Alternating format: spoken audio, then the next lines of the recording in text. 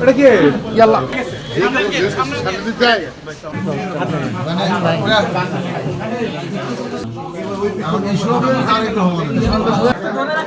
মাথার উপরটা ক্যামেরা একটু সরান না না না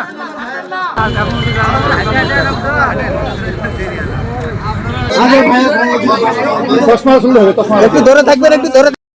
আমাদের প্রিয় নেতা এদেশের যুগের শ্রেষ্ঠ সন্তান জনাব তারেক রহমানের সঙ্গে আলোচনা অন্তে আমরা কখন এটা কোথায় জমা দিব এই কথাটি পূর্ব থেকে আপনাদেরকে জানিয়ে দেওয়া হবে ইনশাআল্লাহ।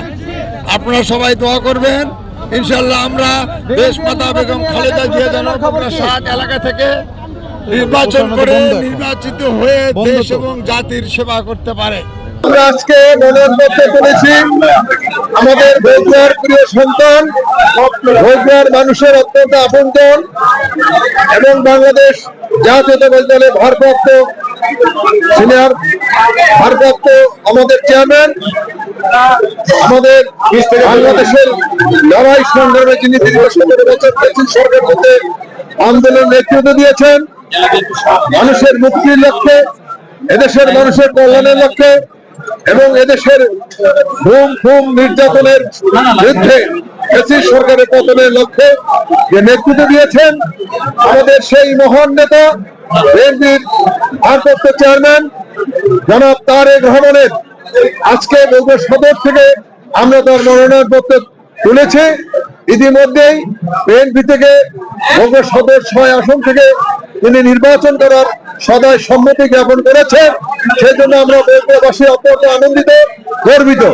কাজেই আমরা আপনাদেরও বগুড়ার উন্নয়নের লক্ষ্যে, বগুড়ার মানুষ উন্নয়নের লক্ষ্যে আমরা সাংবাদিক বন্ধুদের আমরা সহযোগিতা চাচ্ছি।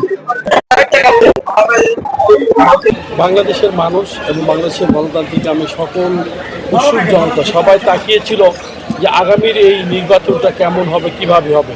নির্বাচন নিয়ে অনেক উৎকণ্ঠা ছিল। আমাদের প্রিয় নেতা জনাব তারেক রহমান বাংলাদেশে ফিরবে কিনা ফিরবে এটা নিয়েও অনেকেই কিন্তু আলতু ফালতু কথা বলছে।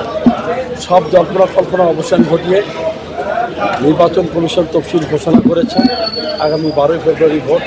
আর ইতিমধ্যে সুখবর হচ্ছে আমাদের পার্টির ভারপ্রাপ্ত চেয়ারম্যান সব জল্পনা কল্পনার অবসান ঘটিয়ে ইতিমধ্যে তিনি ডেডলাইন দিয়েছেন আগামী 25 ডিসেম্বর বাংলাদেশের মাটিতে ফিরবে। আপনারা জানেন দীর্ঘ 17 বছর এদেশের গণতন্ত্র, ভোটদান সব কিছু থেকেই বগুড়া বঞ্চিত ছিল। বগুড়ারা সারা বাংলাদেশ বঞ্চিত ছিল। বিশেষ করে বগুড়া আপনি জানেন কোনো উন্নয়নমূলক কর্মসূচি হয় নাই। বগুড়া ছিল একটা ব্ল্যাক লিস্ট কর। শুধু এটা উন্নয়ন দিয়েই না, বগুড়ার যে ইয়াং জেনারেশন যারা আছে তারা যে চাকরির ক্ষেত্রে কোনো অ্যাপ্লিকেশন করতো, যখনই তাদের দেখতো বগুড়ায় বাসা তখনই তারা ব্ল্যাক লিস্ট হয়ে যেত। এটা যারা ভুক্তভোগী আমার চেয়ে তারা বেশি ভালো বলতে পারবে। এই জন্যই আমরা অধীর আগ্রহে আছি 12ই ফেব্রুয়ারির জন্য। কারণ 12ই ফেব্রুয়ারি হচ্ছে ভোটদান, এদেশের গণতন্ত্র এবং এদেশের মুক্তিকামী যারা মানুষ আছে তারা আগ্রহে আছে দেশনেত্রী বেগম খালেদা জিয়া। এটা শুধু আমরা নেতাকর্মী না, সারা বগুড়ায় শাহজাহান, বিশেষ করে গাবতলী শাহজাহানবাসী যারা আছে এরা অধীর আগ্রহে আছে, সাধারণ জনগণ যারা তারাও অধীর আগ্রহে আছে কবে এই 12ই ফেব্রুয়ারি আসবে, কবে ম্যাডামের জন্য তারা ভোট দিবে। কারণ আপনারা ইতিমধ্যে জানেন ম্যাডাম অনেক অসুস্থ। তার কারণ হচ্ছে দীর্ঘ 17 বছর তাকে বিভিন্ন রকম নির্যাতন নিপীড়নের মধ্যে রেখেছিল।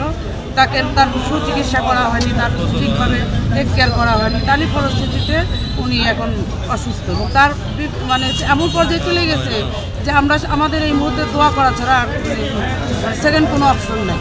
আমরা সাধারণ জনগণ যারা আছি মহান রাব্বুল আলামিনের কাছে দোয়া করছি।